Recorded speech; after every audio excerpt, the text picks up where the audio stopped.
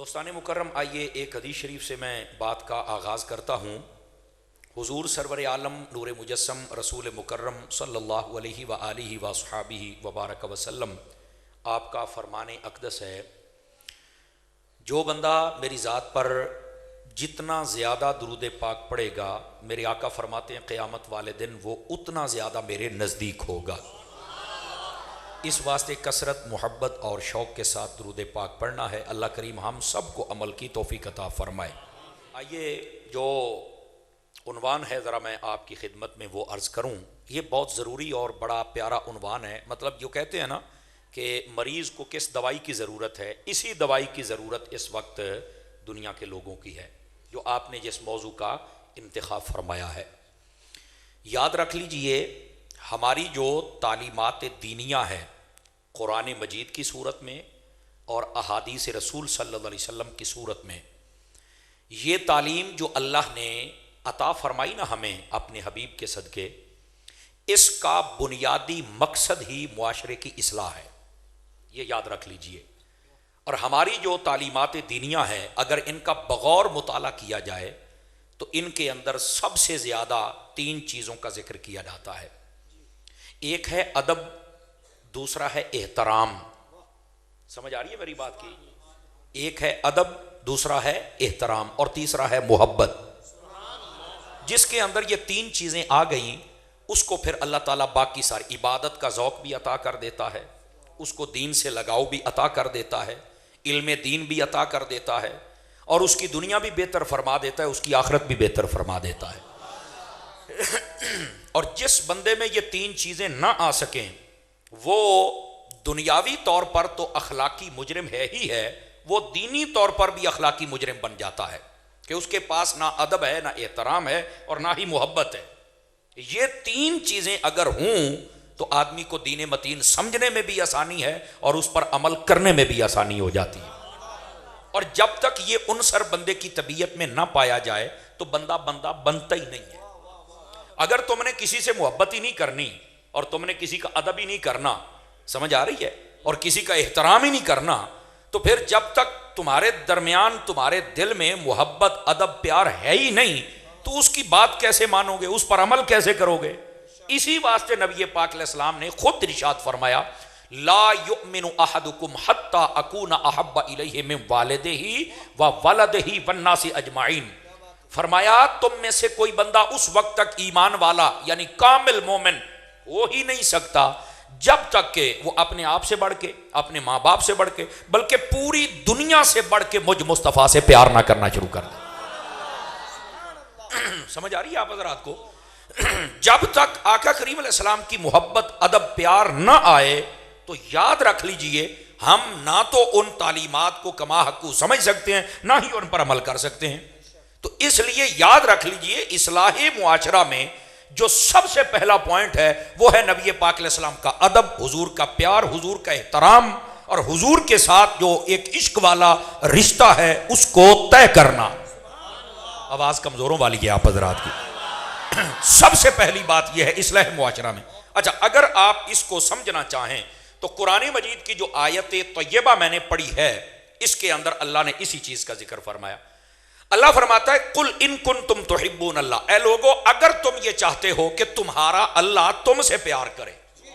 ذرا غور فرمائیں گے آپ سبھی حضرات، اگر تم چاہتے ہو کہ اللہ تم سے پیار کرے تو پھر کیا کرنا چاہیے؟ فرمایا فاتبعونی، محبوب ان کو کہہ دو کہ تم میری باتیں مان لو، اللہ تم سے پیار فرما لے گا۔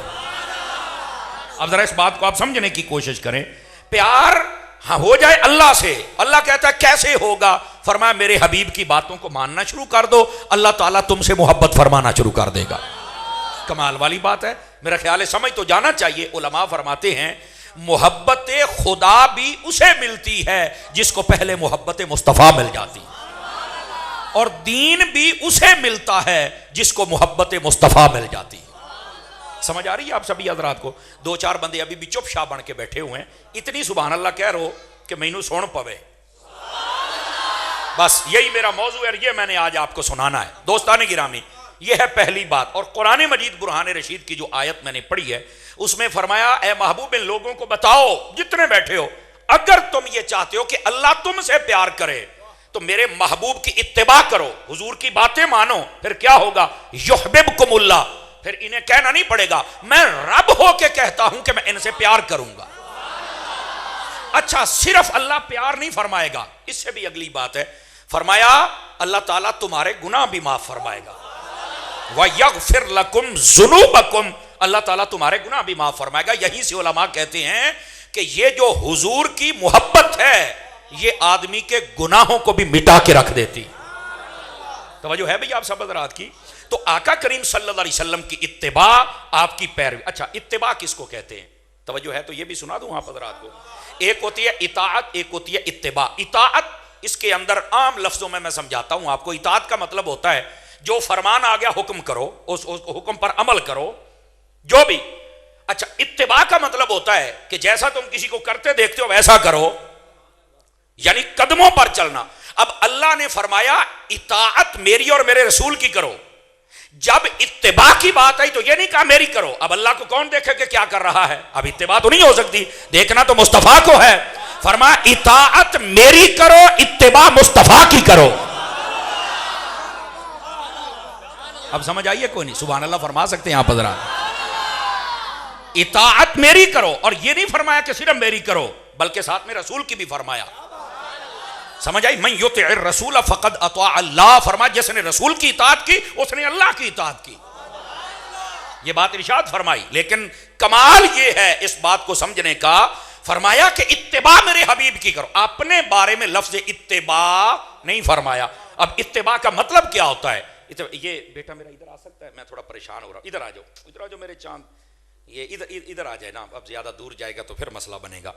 جزاک اللہ۔ یہ اتباع میرے آقا کریم صلی اللہ علیہ وآلہ وسلم کی ہے۔ اب اتباع کا مطلب کیا ہے کہ جیسا تم کسی کو دیکھ رہے ہو، جیسا وہ کر رہے ہیں ویسا تم نے کرنا ہے۔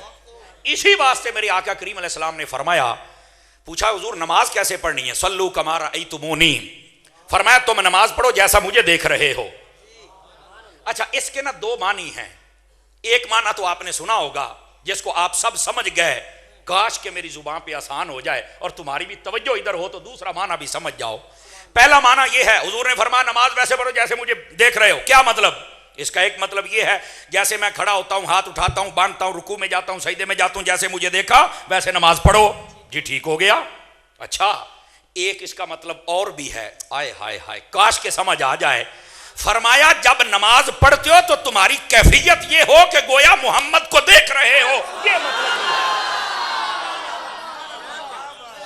نہیں، توجہ فرمائیے آپ حضرات نے، یہ بڑی گہری بات ہے۔ فرمایا نماز کی کیا کیفیت؟ فرمایا ایسی کیفیت کما رأیتمونی، گویا کہ تم مجھے دیکھ رہے ہو۔ یہ بھی اس کا ایک صوفیانہ معنی ہے، لیکن یہ سنی کے علاوہ کوئی بیان نہیں کر سکتا۔ اس کی وجہ یہ ہے کہ بعض لوگوں نے یہ نظریہ بھی امت کو دیا ہے کہ اگر نماز میں نبی کا خیال آ جائے تو معاذ اللہ نماز نہیں ہوتی ہے، اور انہوں نے بڑے بےہودہ لفظ لکھے، میں جانا نہیں چاہتا، لیکن میں آپ کے لیے بتا دوں کہ جب تک نماز میں نبی کا خیال نہ آئے آپ کی نماز مکمل نہیں ہو سکتی۔ نہ چاہتے ہوئے بھی تمہیں خیال آئے گا۔ آپ کہیں گے مولانا وہ کیسے؟ تو میں نے کہا جب اللہم صلی علی محمد کہے گا بتا کس محمد کا خیال آئے گا؟ توجہ فرما رہے کہ نہیں فرما رہے؟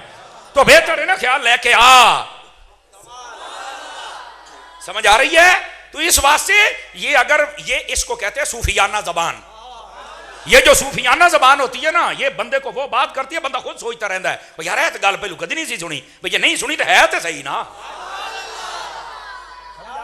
صلو کما رأیتمونی، نماز ایسے پڑھو جیسے مجھے دیکھ رہے ہو۔ ایک معنی اس کا ظاہراً یہ ہے جس طرح میں نے قیام کیا، رکوع کیا، سجدہ کیا، ہاتھ اٹھائے ویسے تم نے اٹھانے، بالکل ٹھیک ہو گیا۔ دوسرا یہ فرمایا جب بھی تم نماز پڑھو تو تمہاری کیفیت یہ ہو کہ مجھے دیکھ رہے ہو۔ سمجھ آ رہی کہ کوئی نہیں آ رہی آپ کو؟ تو یہ بھی ایک طریقہ کار ہے، اللہ کر کے بس ہمیں سمجھنے کی توفیق مل جائے۔ تو کہنے کا مقصد یہ ہے اطاعت اور اتباع، اس میں یہ فرق ہے۔ اطاعت بات حکم آ گیا مانو، اتباع جیسا دیکھا ویسے کرو۔ لیکن ادھر دیکھیے، اب یہ ایک اس سے بھی ایک اگلی بات بتاؤں آپ حضرات کو اگر آپ جاگ رہے ہیں۔ حضور اکرم صلی اللہ علیہ وسلم نے جو بھی کیا ہے ہم وہ ہر کام نہیں کر سکتے، میری بات یاد رکھ لیں۔ دوبارہ پھر سن لیجئے میں نے کیا کہا ہے۔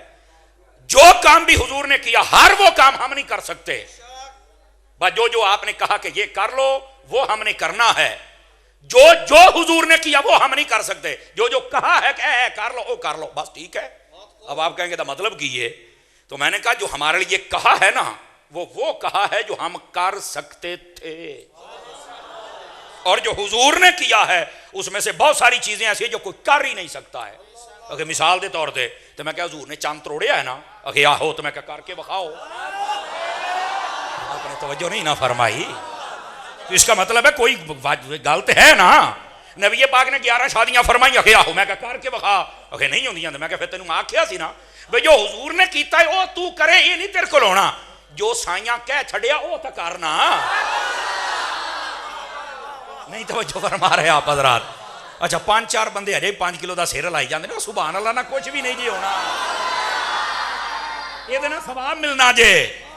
اب اس بات کو ذرا آپ سمجھنے کی کوشش کریں، آقا کریم صلی اللہ علیہ وآلہ وسلم، اسی واسطے ہم اہل سنت ہیں، اہل حدیث نہیں ہیں۔ میں دیکھو کسی پہ اٹیک نہیں کر رہا، میں بات سمجھا رہا ہوں۔ اہل حدیث کا مطلب ہے جو حدیثوں میں ہے ہم وہ کریں گے۔ تو میں کہا چاند توڑ، کہتا نہیں، 11 شادیاں کر، کہتا نہیں، بس نہیں توجہ فرما رہے۔ اور اہل سنت کا کیا مطلب ہے؟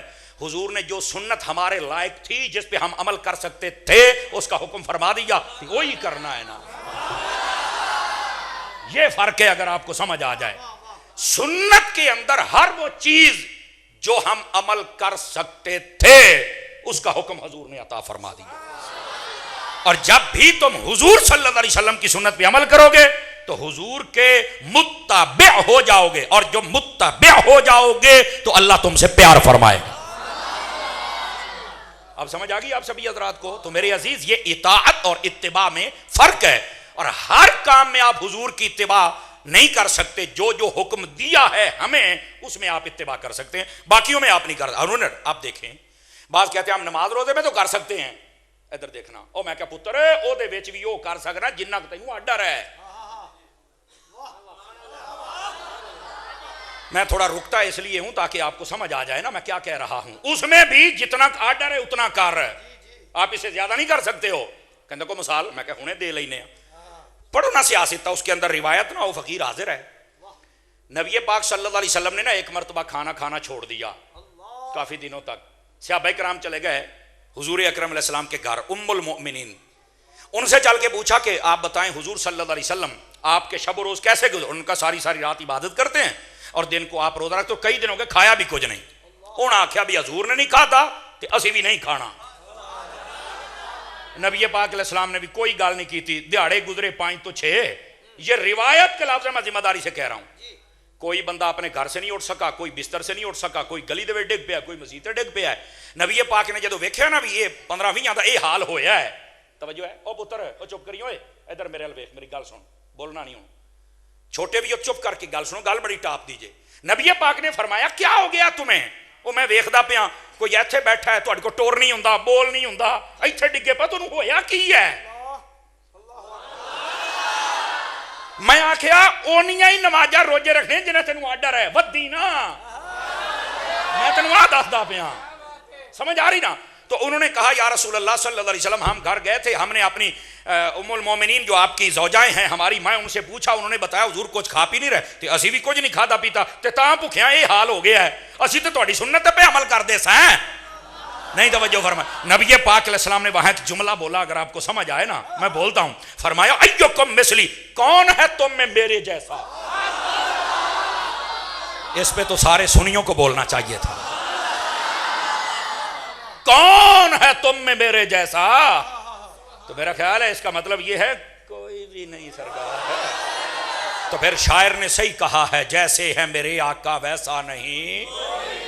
جب صحابی حضور ورگا نہیں ہو سکتا تو پھر آج کل دا روڑا کوڑا کیویں ہو سکتا؟ میں دسو اس بات کو آپ سمجھنے کی کوشش فرمائیں۔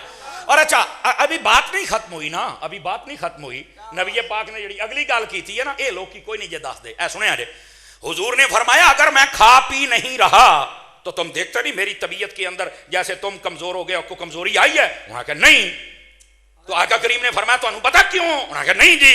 فرمایا ہن سنو، آقا کریم فرماتے انا ابیت عند ربی یطعمنی ویسقینی، اور فرمایا میں اپنے رب دے کول رہنا، او مینوں روٹی بھی کھواوندا، مینوں پانی بھی پیا چھڑدا۔ بولو یار صاحب۔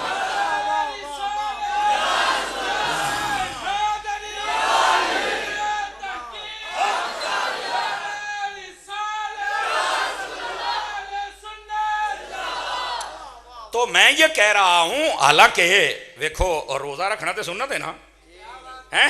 لیکن فرمایا روزہ رکھ اینا کی جنہ میں آکھے ہے، اینو میں تو رات دی بھی نہ چھڑیں، میں جو مرضی کراں، تسی امتی ہو، میں نبی ہاں، تو اڈی حد ہو رہے میری ہو رہے۔ اب سمجھ آئیے آپ حضرات کو، اونا کر جنہ تو کر سکنا ہے، اس تو بعد نہیں، جو آکھیا اتھے رہ۔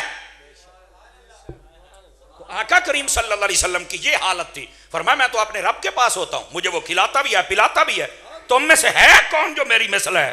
فرمایا کوئی بھی نہیں۔ سیدی اعلیٰ حضرت نے فرمایا سب سے اولا ہو اعلیٰ، سب سے بالا ہو اعلیٰ۔ اصل یہ بات ہے، اگر سمجھ آ جائے تو اتباع کرنی ہے، جس چیز کا کہہ دیا اس پر اتباع کرنی ہے، جو حضور نے کر کے دکھایا وہ تم کر ہی نہیں سکتے ہو۔ میں نے دو ہی مثالیں دی ہیں، توجہ نہیں فرمائی بھائی۔